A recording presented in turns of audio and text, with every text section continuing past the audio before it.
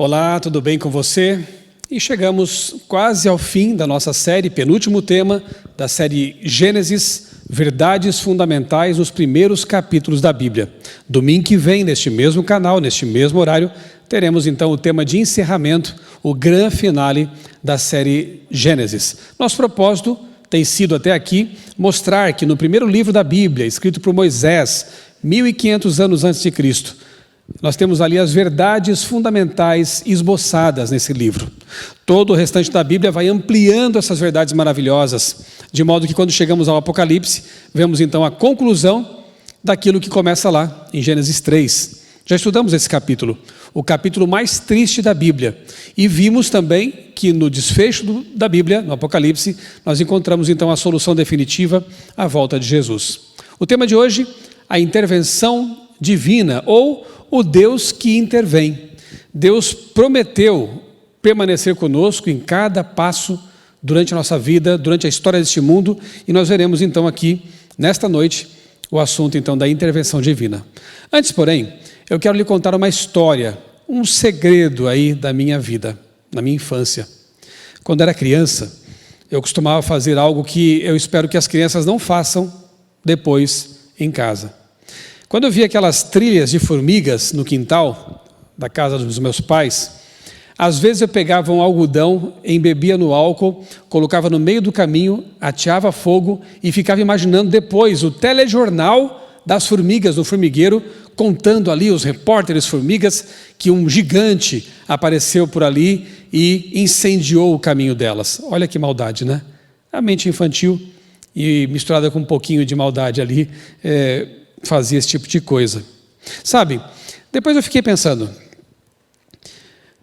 se eu fosse um personagem do bem naquele momento e quisesse advertir as formigas de que havia perigo lá adiante, porque um gigante estava planejando atear fogo ali na trilha, no caminho delas, como eu poderia, ser humano, muito maior que as formigas, me comunicar com elas a fim de que elas pudessem ser advertidas do perigo lá adiante?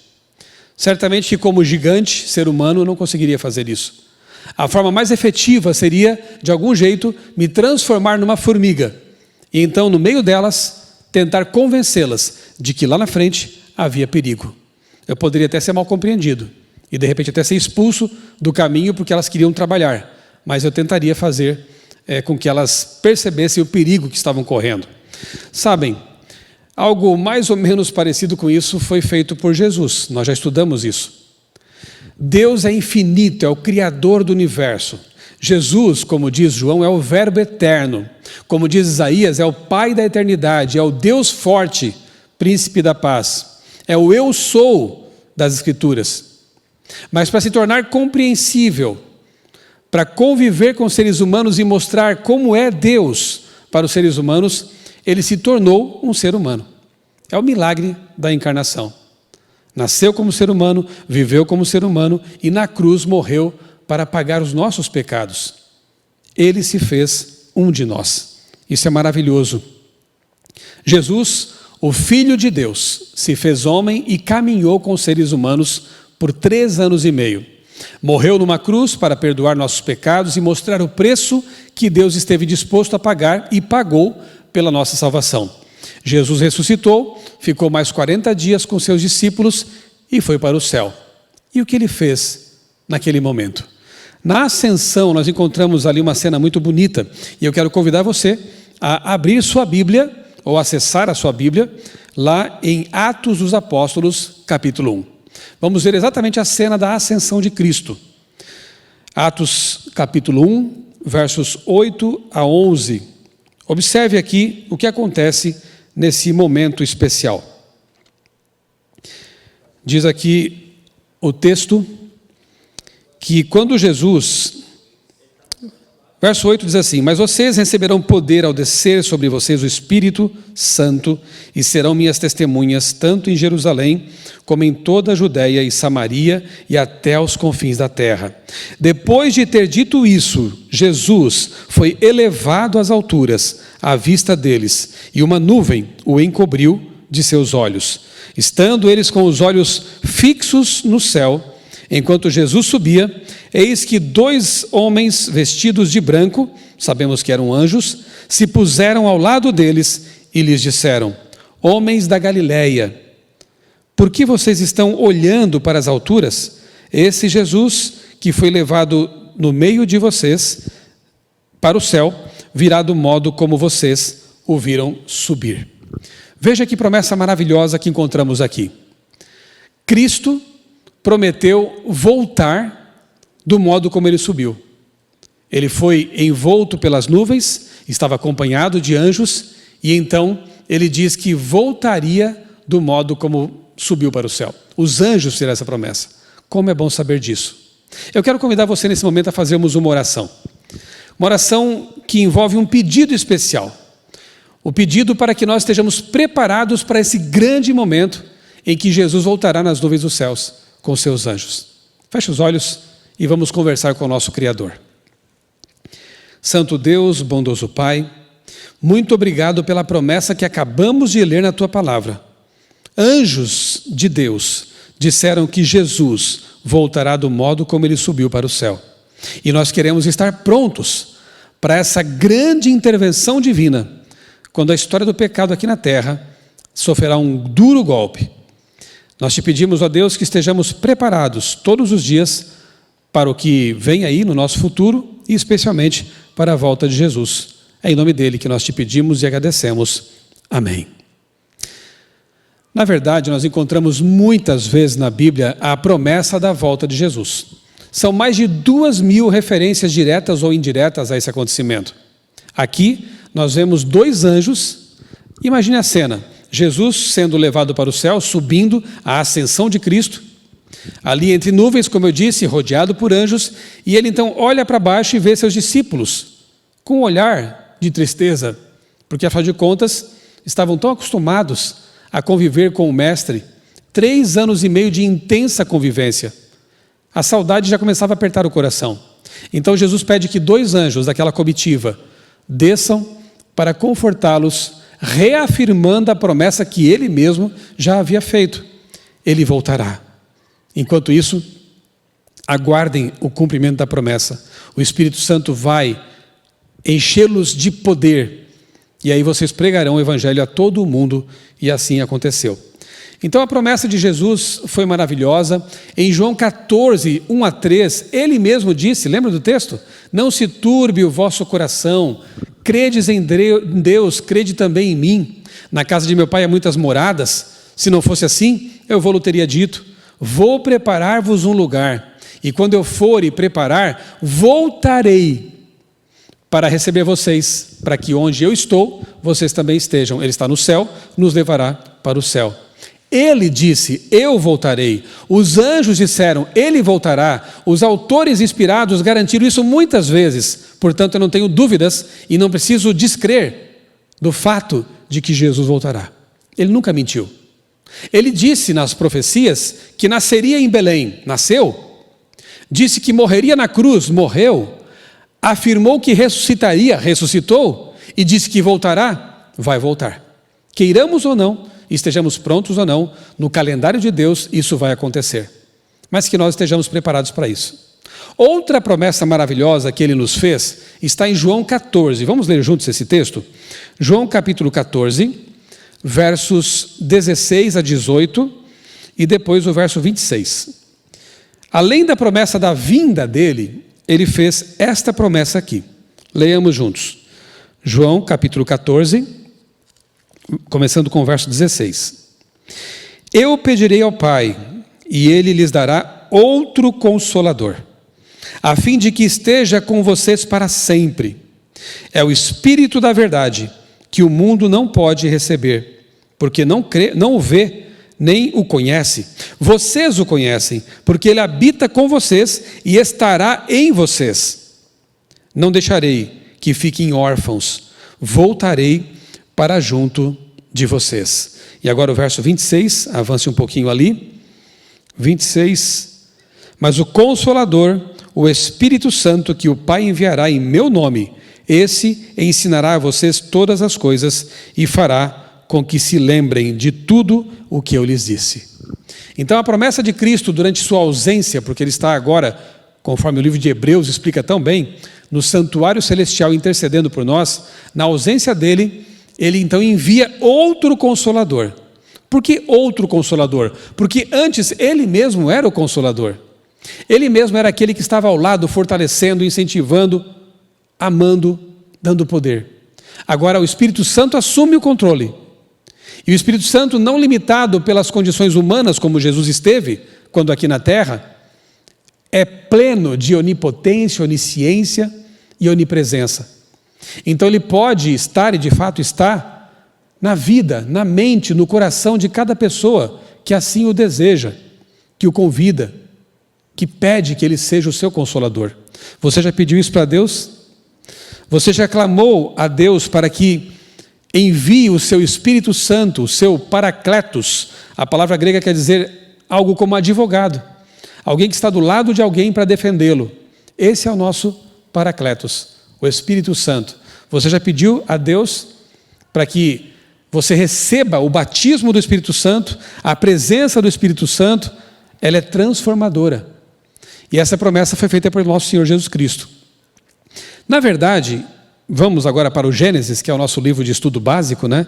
Na verdade, a presença do Espírito Santo já é clara, mesmo lá na criação. Nós já vimos no estudo anterior que Jesus é o verbo que criou todas as coisas. Portanto, Jesus estava presente quando da criação. E o Espírito Santo?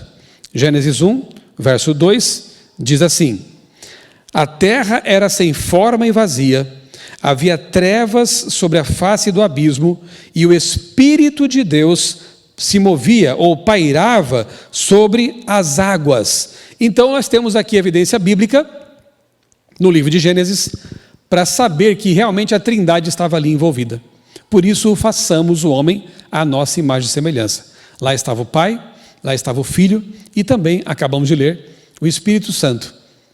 A palavra pairar, ou como diz ali, né, estava ali sobre a face das águas, o verbo ali, hebraico, é rahap, pairar.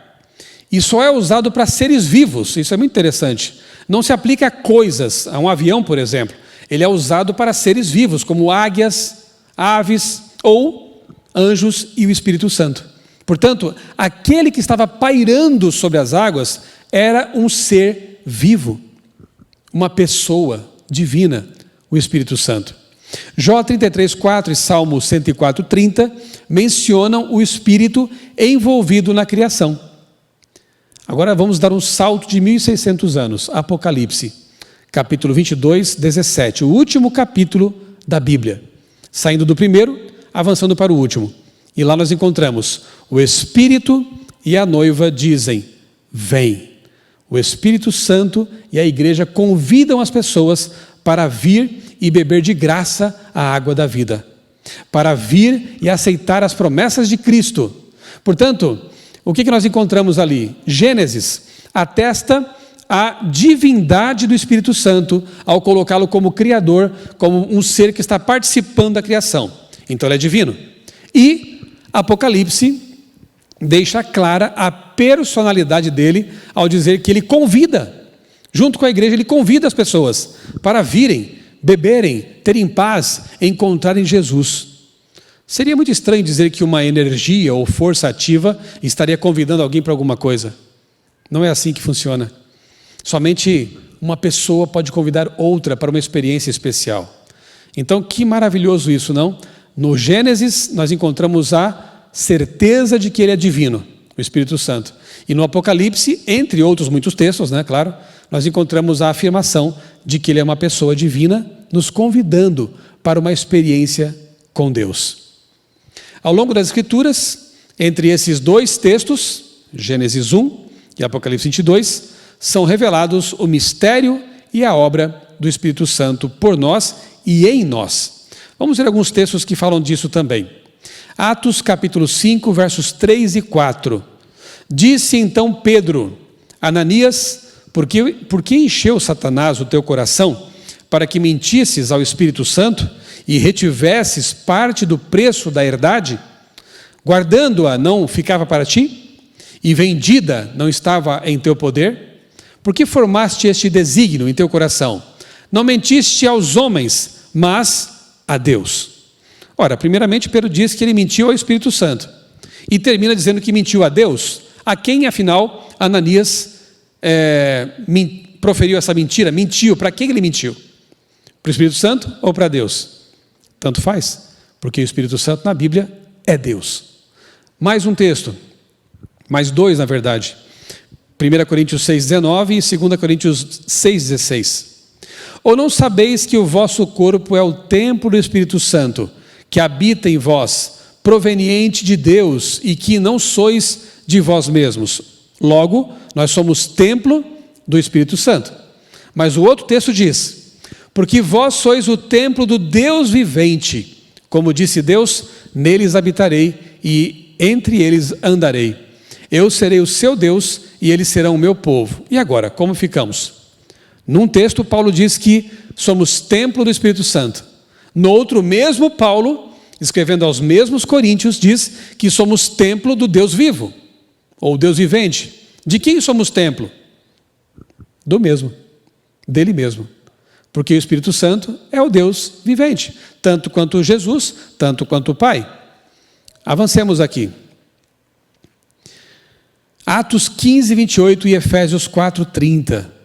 Pareceu bem ao Espírito Santo e a nós não vos impor mais encargo algum.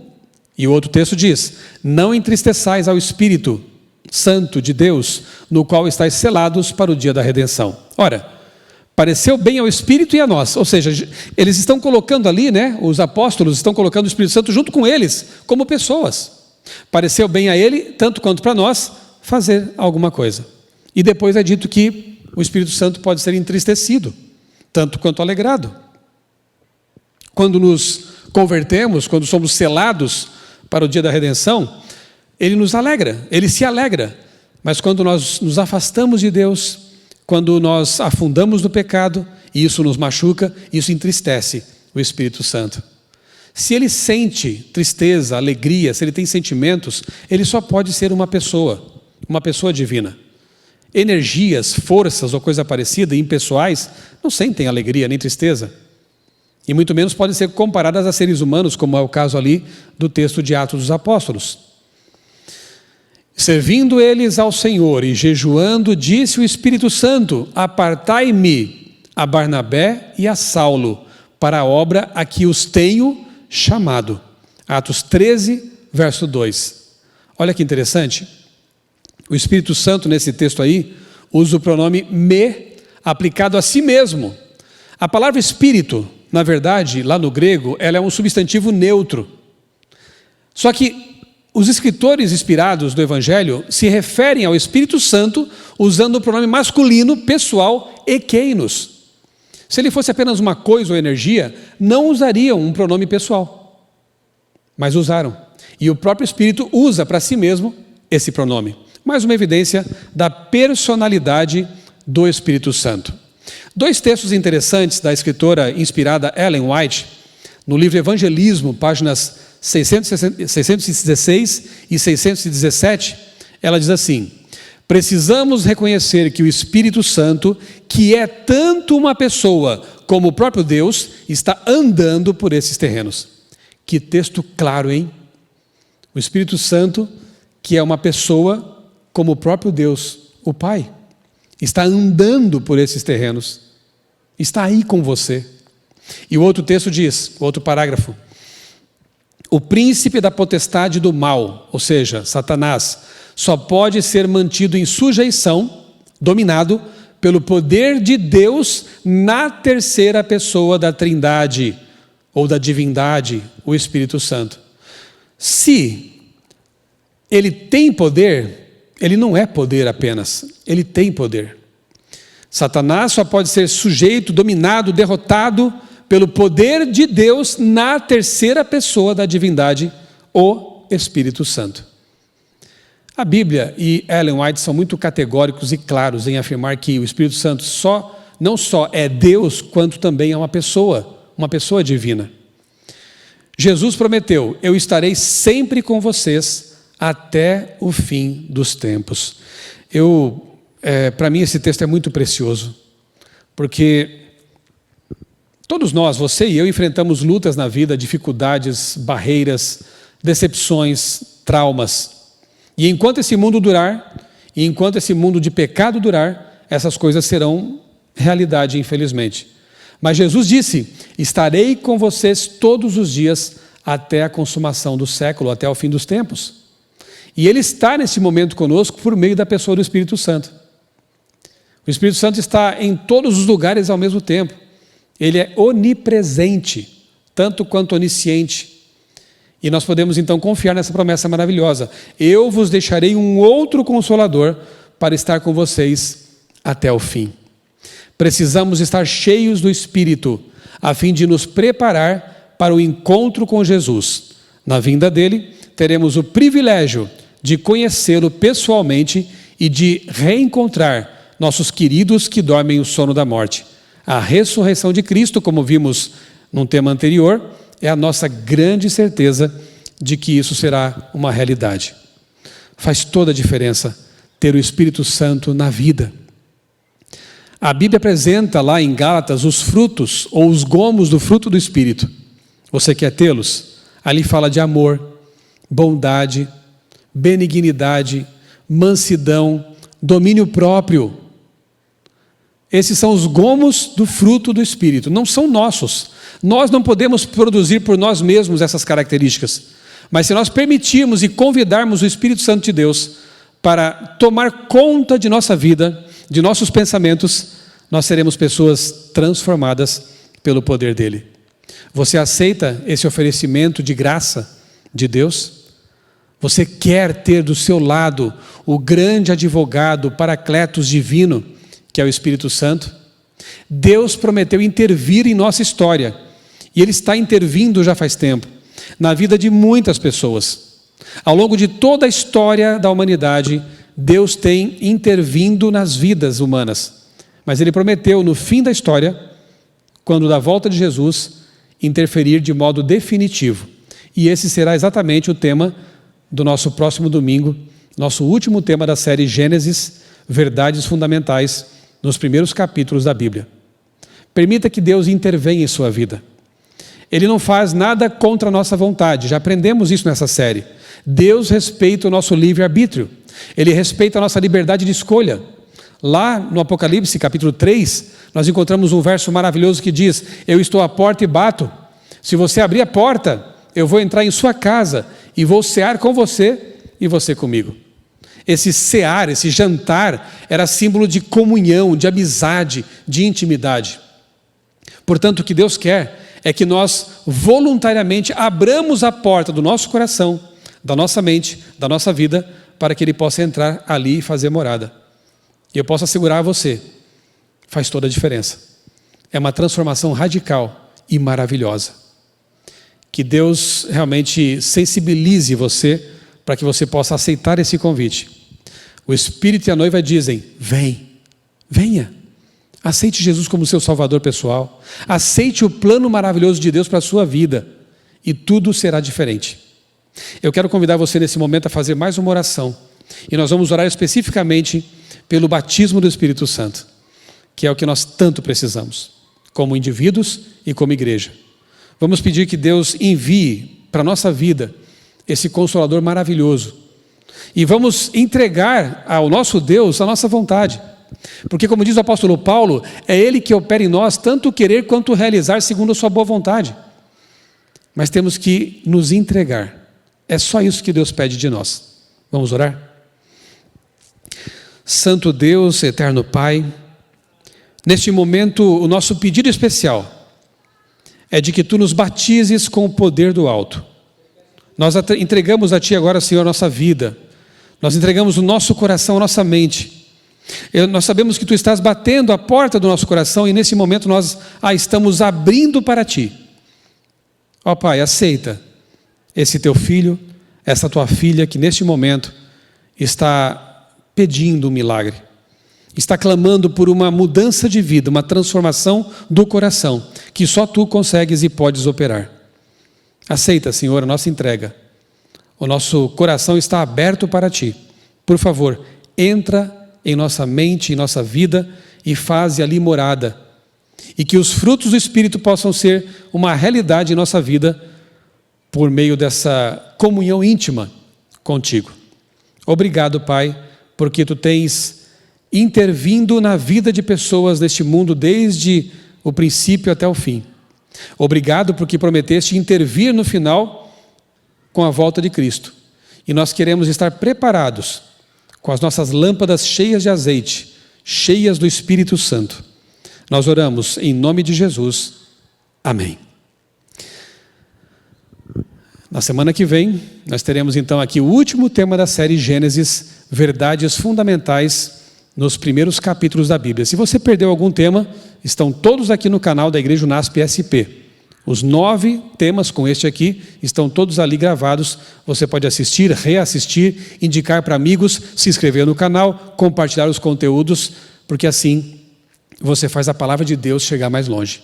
Um grande abraço para você, que Deus abençoe grandemente a sua vida e também a sua família.